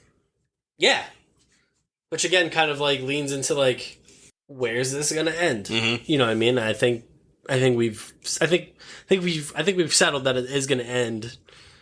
I think the story is going to be told non-linearly, and even more non-linearly than the game was. Right. But in a different way. Right. Like, not like Abby goes and then Ellie goes and it's like day 1, 2, and 3 of Abby. Yeah. Or Ellie, day 1, 2, and... No, it's going to be like... And it's not going to be like active sequence, flashback sequence, No. I think we're going to be putting these characters in different spots in the timeline and jumping around. Right. And trying to figure out... I think they're going to try and build this season more as like a mystery. Yeah, it's going to be... It's going to be anywhere from the Jackson second they get, like 5 years later, day 1 in Jackson to Seattle, day 3, and anything can happen in that time. With the occasional flashback to the scene with Abby's father and her, like before The Joel and Ellie stuff. Yes. Like the deterioration of that relationship. Right. And how strong that relationship was before that too. Yeah. Yeah, no, I think all of that makes total sense. And I think really it's the only way to do it. And if they can do it and do it well, you're talking about like probably a pretty special season of television. Yes. Because, man, if you can tell a nonlinear story in a coherent way and make it make sense, Insane. like it doesn't really get it much better than that. You know what I mean? Like it really doesn't. You're just sitting there and you're like, what? Like my head is spinning. And then again, just the Abby stuff, man. Just make her not like you don't have to make her likable because I think Abby inherently is likable. It's the way she's presented that just makes it a tough climb for not the character, but a tough climb for the player to accept her as likable. Yeah, because you just it's brilliant in the way that the game does it, in the sense that like it puts you literally in Ellie's shoes. Right. You're like, I don't want to play as this character. Right. I want to kill this character. Right. She killed Joel. Why are you making me play as her? You know? Mm-hmm. So in a sense, the game does a really great job of that. It puts you in Ellie's position and you are angry and you just want to get your hands on her. And then the even better part of what the game does is you get your hands on her and then she just kicks your ass again. Yep. And then she lets you go. And then she says, you know what? No big deal. She kicks you on the ass and sends you back to freaking Montana. Mm-hmm. And then you're like, well, I can't let that go. Yeah. But then it instantly transitions you into Abby's shoes and you're like, I don't want to be here. But you are here. But I'm stuck here. Sorry. And then, because that's where the Lev stuff comes in. And that the Lev stuff is ultimately what kind of grounds you to Abby and gives you a reason to want to see her keep going. Yes. Whereas I think the show has to do that much, much earlier. Right. You have to want to be actively, maybe not rooting for her, but you have to at least understand her. Sure. And you have to at least like understand her perspective instead of like her coming in as like this demon. Right. Who just flips your entire world upside down. Like you But her world was flipped upside down. That's the point we're trying to make. Well, yeah, like, exactly. If you can sell that. Right. And again, I think they need to make it apparent, and this is, again, it's to my point. It's like, it's why you cast Timothy Chalamet as Paul Atreides. It's why you cast Pedro Pascal as Joel. Like, when the person that's like morally on the fence does the bad half of the goes on the bad half of the fence, you get the likable actor to be the person to do it. So you do have to present Joel. You know, you want to talk about the perspective thing. You have to make Joel a villain of some sort this season, because naturally the rubber band's not going to pull that much for him as it would for Abby. Just, it's going to snap. Like, Joel, it's going to pull and it's still going to be intact. Like, that's kind of how you got to present it. Like, Joel is not this altruistic good person. No. He made one of the most selfish acts in human history, and, you know, conceivably, partially could have ended the whole human race. Yeah. Yeah. And I mean, and you know, I don't think he makes any mistake about that either. Like, you know, I don't think but it does seem like, you know, through those therapy sessions, at least we're getting at least one of them. Yep. There is like a tinge of regret in his voice when he speaks about it. Right. I mean, he's like, I saved her, but like his voice cracks a little bit when he says it. Like, the weight of that decision clearly weighs on him. Yeah. In a way that the decision doesn't weigh on him in the game. It's the lying that weighs on him. Mm-hmm. Like, the lying to Ellie is what really weighs on him more so than the actual decision itself. Right. I would like to see him grapple with the decision itself on top of the lie. You know, right. For a guy that's already grappled with so much. You know, one of my favorite scenes in that last season is his just kind of like breakdown to Tommy. Yeah. When, like, it really humanizes him when he's like, I'm not as strong as I used to be. I can't freaking hear out of one side of my head. You know, I'm not built for this. Like, I'm not built to protect her, and that's my biggest fear.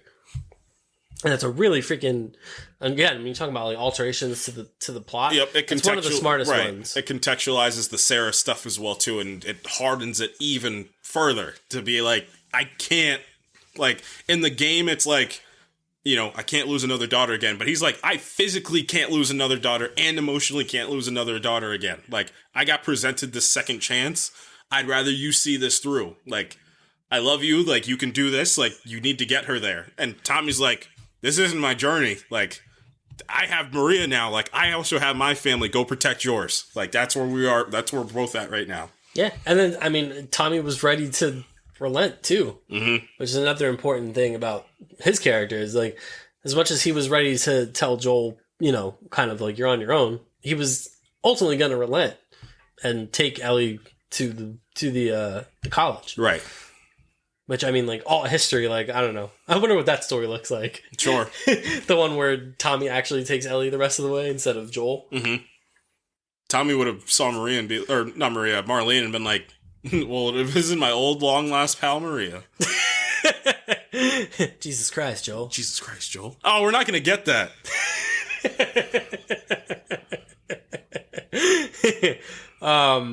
Man, yeah, I'm really excited for what the next 7 weeks looks like. Yeah. To be honest. Maybe I'm not that excited. Maybe I'm excited because I get The Last of Us back, but the same thing's going to happen. I'm going to get real sad a whole bunch of weeks this year. Yeah. There's a lot less, like, in The Last of Us Part 2, there's a lot less, like, jarring, like, instant, like, holy shit, sad moments. It's more like these drawn out sequences. Right. Whereas, like, Part 1 had, like, Tess. Right. Henry and Sam, you know, Bill and Frank, you know, in the game anyway, Bill and Frank. And Bill and Frank in the show too, but, like, there were these individual moments, whereas, like, Part 2 is more like not the nostalgia, but it's like seeing, like, Joel and Ellie's relationship kind of deteriorate, seeing Abby and her father, like, it's all these, like, moments of, like, man, things could have been okay. Right. You know what I mean? Like, things could have been fine, and then they just weren't. Well, I mean, the big piece, like I said, like, and I think if the first season, what's the first season's, like, big thing? It's endure and survive, and it's the humanity and the endurance and the surviving. Season 2, I think, it's like the ideology of perspective and how important that is. And then cycle of violence. And then, I think season 3 is the actual cycle of violence, because Ellie has every chance to stop. She has every chance to stop, and she can't. She can't. And then once one's provoked, the other one's provoked, and it's never going to stop.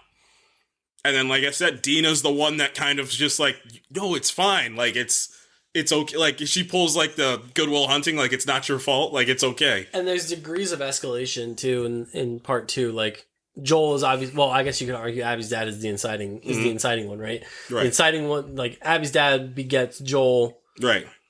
Joel begets, I guess, the next person that dies is Manny. Right. Manny begets... Where does it start? Well, Abby kills Joel. Well, Joel kills Abby's dad. Well, Joel kills Abby's dad. Abby kills Joel. Abby kills Joel. Tommy kills Manny. Well, before that, Ellie kills... Nora. Ellie kills Nora, and she kills the one guy with the headphones on that's listening to the music before. Yeah. Kills him. Abby kills Jesse. Abby kills Jesse. Tommy kills Manny. Tommy kills Manny. Then Ellie kills Mel. Ellie kills Mel. And then Yara kills Isaac. Abby has the opportunity to kill Ellie. Yep. And she lets her go. But then, again... And then Ellie comes back. It never stops. It never stops. I think there's going to be some... Again, I hope they start Season 3 and end Season 3 with the exact same shot of Bella Ramsey sitting in the water. Like, oh no, bro. I'll never forget when I played... I think I'm going to accept it now. Gameplay purposes, I don't know if I'm never story-wise, like, going out of my way to play The Last of Us Part 2 again. I still have never played it front to back again. I can't. I played it once. I was kicking through the first game over the last few months. I can't do it with this game. It's not... This gameplay is so well done. I'm, like, a Last of Us Part 2 truther, for lack of a better term, but, like, I just... I can't. Like, that broke me. I went back to it for the freaking, what was that, like the survival mode that they the remaster. Yeah. I love that. Like, that was so much fun. Like the roguelite, like survival mode where you can pick like any character, not any character, but like you have like a cast of characters to pick from, and they all have like their different like kind of like perks like that they have. That was really cool. And yeah, it's interesting like talking about it now. Like the first one technically that kind of brokers any type of peace is Abby. Mm-hmm. But I mean, she does it from a place of like superiority. Right. Like I won. Mm-hmm. Go home. Right. So like, you know, at the same time, like she stops because she gets humanized by Lev. Lev starts to give her like a and again, Lev and Abby turn into Joel and Ellie. It's the same. And I said like that can get carried for a game. Like you can carry that plausibly for a whole game. Yeah. And then Ellie gets Dina and Jesse's kid. But it doesn't change her. It doesn't like humanize her. Yeah, I wonder what a catalyst for a third game would look like. As long as it's John Bernthal, I'll be happy. As long as John Bernthal's involved. Yeah, I don't even know. Maybe Bernthal is like an ex-Firefly. Yeah, coming back. And you kind of like go back to that. Mm-hmm. You go that route. He could be an ex-Firefly. He can be... I mean, the world could start to... Man, I wonder. There's so many routes you can take. We don't even know what happened overseas with this whole thing. Like... No. We don't know what happened. You know, there's so... Like, the United States is a pretty decently sized country. There's so many different places. Like, we've only been to, Boston, Pittsburgh, Jackson, Santa Clara, Seattle. Like, in the games, yeah. We haven't been anywhere down south. Like, we don't know what happened in the south. We don't know what happened, like, on the border. Like, nobody knows what happened in this whole thing, so... Yeah. I just don't know how you would go about it, but maybe just... If Isaac's ex-military, maybe you position Bernthal as somebody that knew Isaac and is coming back. Maybe he takes control of WLF and they're, like, all out assault to take out Abby. It's just, how do you get Ellie and Abby on the same team? Well, that's why I think you can make him an ex-Firefly. Mm-hmm. And then, like, he knows what happened. Yeah. He finds out that Joel's dead, Mm-hmm. and then he's just like, well, scorched earth. Yeah. You know what I mean? Which fits Bernthal's style. Yeah. Right. Pretty perfectly. I would love that. Man, I would so love John Bernthal. Let me tell you something. Let me tell you something, man. But I think that's it. You have any final kind of thoughts before we sign off and check this episode out in like 20 minutes? Just be nice to everyone. Just be a good human being. Yeah. Maybe I'm going to take that route for my final thoughts as my platform to say, just be a good human being. Like, you don't have to come on here or go on the internet and like hide behind a screen or hide behind anything just to say that you hate people. Like, it's just not worth it. Yeah. It's always sad as well too. stuff that gets pre-hated just never makes sense to me as well too. Like I'm really, really keen to see the humanity that takes place in the show. It's the thing that makes this universe and this story so impeccably incredible is the humanity to it. I think Mason and Druckmann are a heck of a duo together as well too. And I can't wait. I can wait for some things, but I can't wait to just see this unfold and see how they execute. Like, just as a lover of like storytelling and film, like I can't wait to see the execution behind this. Yeah, I think that's my biggest thing. My biggest kind of takeaway is just I'm super keen to see how they tell this story. In the sense, like, it's different from the first season in the sense, like, the first season, I was just keen to see how it played out. Mm-hmm. Because the first season is pretty straightforward. Right. In how the story is presented, how the character is presented. So I was just curious. I just wanted to see how it would look. I want to see how these moments that I remember so vividly from these games and these characters, just see how it plays out in a TV live action format. And it was sensational. Right. This one, I'm more keen to see how... I'm almost more keen to see how they alter things to make it work. Right. And I'm super excited to see... I mean, I'm excited to see everybody, but the Abby stuff... I want so badly for that character to be liked. Mm-hmm. Because I think there's so much to that character and so much nuance that gets lost. Yeah. In the blinders. Sure. For that character. And most of it is in how people perceive the character. Some of it is layered in how the game told the character's story. Right. Which again, I'm never going to begrudge them for it because I think it's a super smart way to introduce a character. Yeah. And be like, she did all these horrible things and you guys faced off. And not only do you not get to immediately exact your revenge on her, you now have to play as her. And here's her story. Right. I think from a gaming perspective, it's super interesting. For a TV show, I think you just need to make her likable and make her a true protagonist instead of waiting till like the second to third act of a game to be like, no, she's a protagonist now. So I'm really excited to see that. Really excited to see all these performances. Really excited to see how Pedro and Bella change from season one, and really excited to see Caitlin Dever's performance as Abby. I'm just really, really looking forward to that. These performances I think are going to be absolutely stellar. Yeah. So that's it. That's our Last of Us Part 2 preview. Again, you heard me say up top, just we littered this episode with spoilers for the game. Careful. So be very careful, especially over the next few weeks. If you don't want to know anything, don't let the holier than thou gamer crowd spoil your experience. Yes, I think that's super important. Don't let them, and these are coming from two gamers that played this game. Yes, and just, yes. Don't let them spoil your experience or, let you believe that, like, people are incapable just because they don't like the way that people look or sound or just because it doesn't...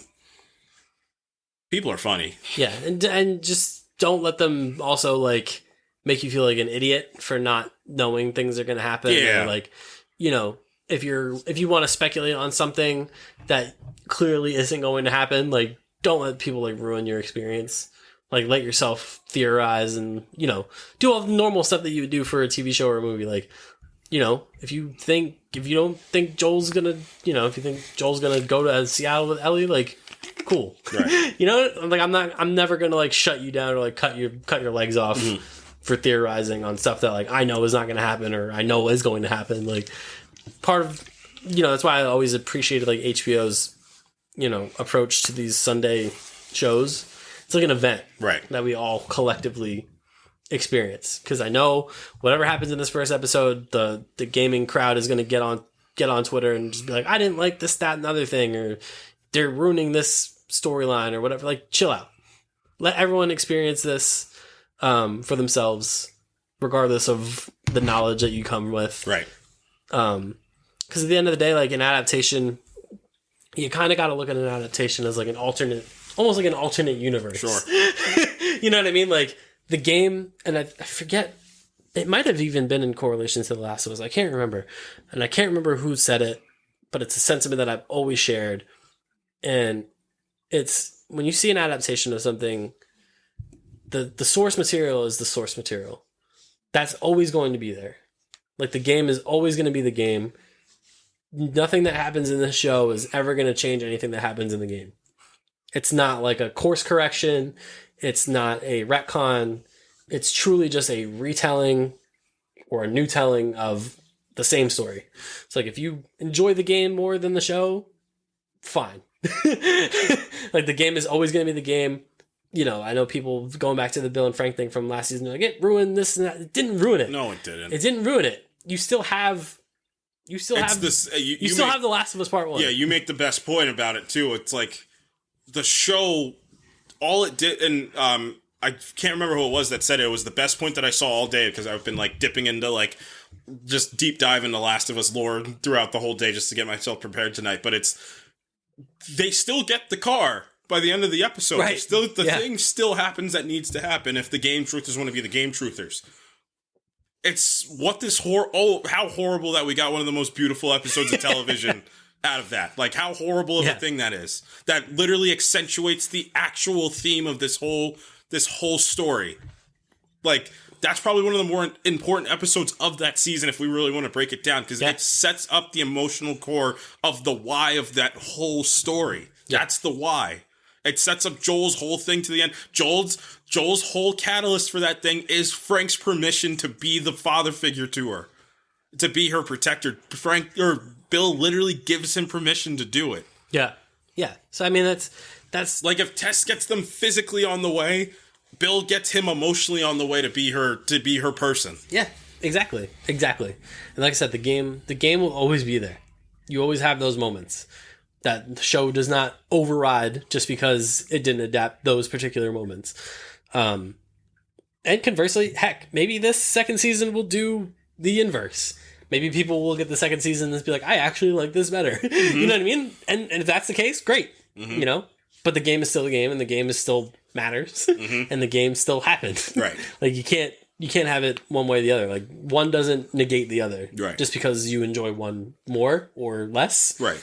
Both still exist within the same frame. Right. It's just a different medium of telling it. So, that's my PSA, my closing message. You still have both things. Right. You have the show if you enjoy the show. You have the game if you enjoy the game. If you enjoy both, you're eating good. Right.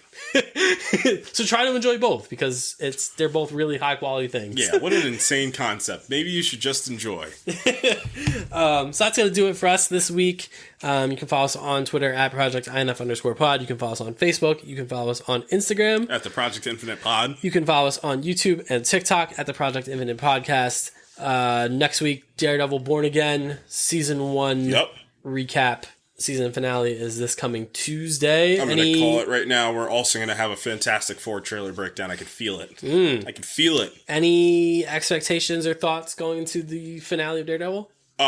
This Bullseye Punisher Daredevil confrontation is going to be insane. Just the way that who's the duo that's doing the... Benson and Moorhead. Yeah, Benson and Moorhead. Just the way that they're moving, especially from that episode 8, how stylized it was. And it was something I was saying about episode 1. Like, this is the most stylized thing that we've gotten out of the MCU, other than like Loki, and a lot of the most stylized things have come out of the multiversal saga. But just the way that they're moving, that's probably one of the better penultimate episodes of television that I've seen as well too. Yep. And the legwork that they had to do to get themselves set up, because they literally had episodes 1, 8, and 9 to get them back, to understand how crucial and how important of a villain Bullseye is, and like the absolute star that they have with Wilson Bethel. Wilson Bethel. Like, he's amazing. He is menacing is like an understatement. I would rather terrifying. A menacing villain than whatever he is. He's terrifying. It's insane.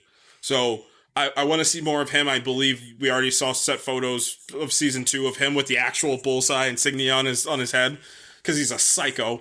I can't wait for it. So I wonder if this season finale of Daredevil is going to have like this, they lose instead of they win. Like, I think he's actually going to lose at the end of this. I think there's an element of that. I definitely think, because I think next season is shaping up to be like Daredevil and Company versus Fisk, like versus the NC Vigilante Task Force. Yes. Yep. So we'll see how that goes. Yep. Travesty that this Spider-Man movie 100% won't be a street level movie, which kind of extends the story.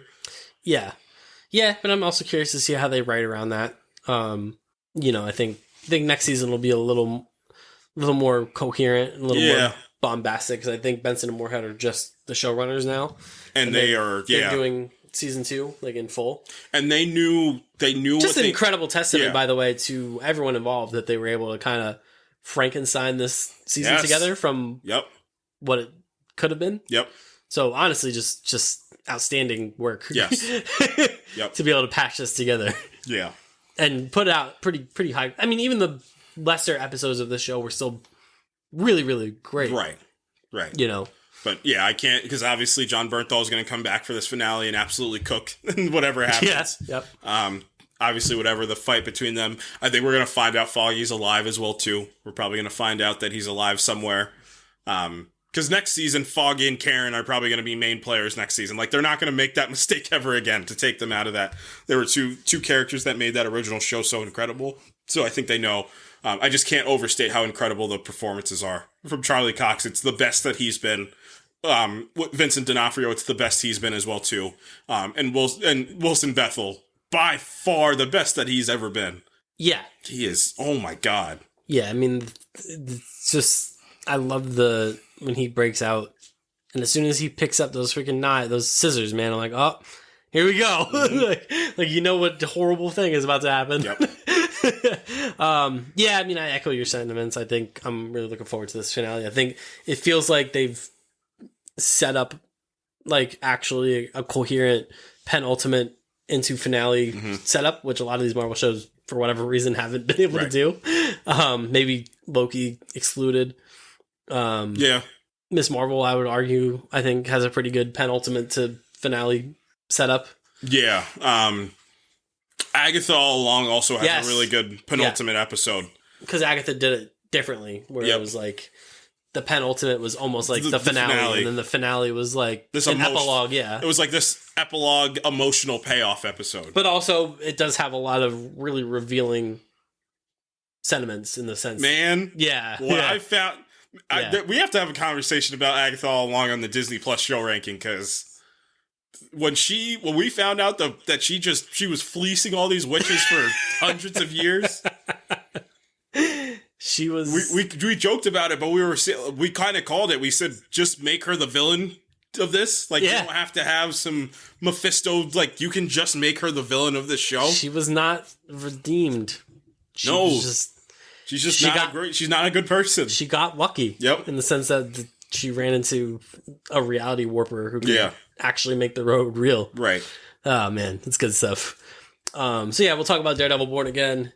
And we'll see you on the other side. And yeah, we'll obviously probably start next week's episode just kind of giving our quick thoughts on this first episode. If anyone was around for us last year, with The Last of Us, we were like, that first episode was so great, and we were like, I guess we just have to do a whole episode on this. And then the second episode happens, and we're like, well, I guess we just have to do a whole episode on this. And we did that for like 5 weeks. Well, the third episode happened, and we were like, is this the best television show that's running right now? Yeah, so we might run into that problem. Not next week, because we will talk about Daredevil. Yes. This podcast is encompassing of Daredevil. Yeah. This episode, by the way, I forgot to say this up top, episode 150. Wow, 150 episodes, insane. Glad we're talking about something we both love, which is The Last of Us. Besides episode 100, we notoriously reviewed the Flash movie. Yeah. We deserve that. We did it to ourselves. Yeah, we did. But yeah, so we're going to go enjoy this first episode of The Last of Us Season 2, and we will see you next week for Daredevil Born Again Season 1 review. From me, from the... Are we talking about Careful, man. The Last of Us Part 2. Careful. I just don't want to be dead. There's a lot of people that die. I just don't want to be dead. There are a lot of people that die. From the Tommy Miller of the podcast. All right. I'm a sharpshooter. I'm like Steph Curry. Tommy do be shooting. He do be keeping that thing on. Dude, I'm so glad they added that little piece that he was in Desert Storm. He was also Ghost Rider. I saw a clip from Agents of S.H.I.E.L.D. I think I sent it to you today. Yeah. Man, we're going to get her. Did we ever talk about Agents of S.H.I.E.L.D. in full? No. We need we to definitely didn't. Desperately. Because that's one of the only shows that literally has like an upward trajectory the whole way through. Up until season 5, obviously. But literally each season gets better. Like, you don't really see that from shows. Like, no, my Wi-Fi is literally called the Framework because of Agents of S.H.I.E.L.D. Yes. Because the Framework arc is incredible. Man.